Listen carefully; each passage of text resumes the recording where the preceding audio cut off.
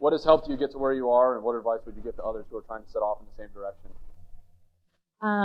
So I thought a lot about this question because there's times where I don't feel qualified to answer it because I'm still growing, I'm still working, and I asked my boss this question today while we were riding in the car, just because he has 32 years of experience and he's head of real estate for our entire company, and it did match with what I had typed out. And I think my advice and what helped me get to where I am, because I'm just giving you the story of what I did, is to figure out what your end goal is. And it's okay if you don't know exactly where that is yet. I mean, I feel like I just kind of figured it out. I'm still figuring it out. But with any business, any concept, any idea, with any goal, you figure out what that is and you work backwards.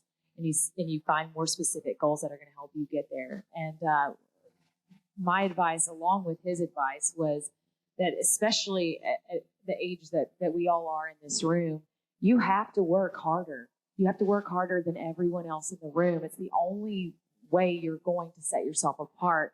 And I think that my work specifically on one account of a large client, when I was in brokerage, I was looking through obituaries. I was door knocking in Franklin. I made miracles happen on that one account, although many times I asked myself, like, I'm not even making money on this anymore, because I'm spending so much time on this account. And the head of that real estate company left to lead some of the real estate at WaWa and was like, this girl, I've worked with so many brokers. This girl is different. And so piggybacking off of what you say, it's like having someone that has your back in the room. But when you're at our age, you have to work a little bit harder. And even though you're building your story and your resume, because I could go off on an hour-long tangent about an interview, we've talked to you about this, but telling the story of your interview and what they need to hear when you're going after a role that's bigger than you think you are at the time, having that extra work that you put in that sets you apart, I think is so important. And it sucks sometimes when we're growing adults and we're building that skill set.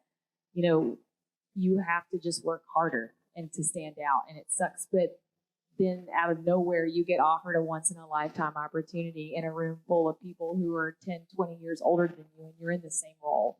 And it's because of that journey, that hard work. So just know the bigger picture when you're staying up at night and you're outworking everyone and you're not getting the exact same opportunities yet, that it's going to pay off. I